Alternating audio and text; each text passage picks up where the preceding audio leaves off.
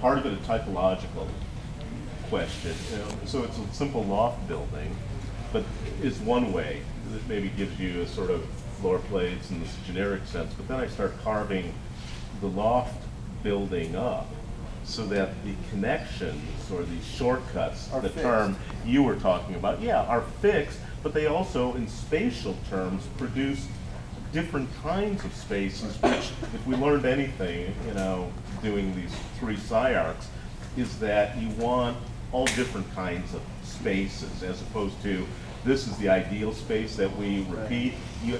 We actually like the residual space or the fishbowl space or the long gallery, these idiosyncratic spaces that in certain terms are not always so good in a functional way, but they have an identity to them that begins to respond to or is appropriate, let's say, for certain types of work or certain ways of working. Well, that's what I would say was my main investigation. I was a little nervous starting off, but let me get into it a little better. But is this interstitial space? Yeah, I began with basically what was a parking garage, a parking structure, just a spiral staircase, kind of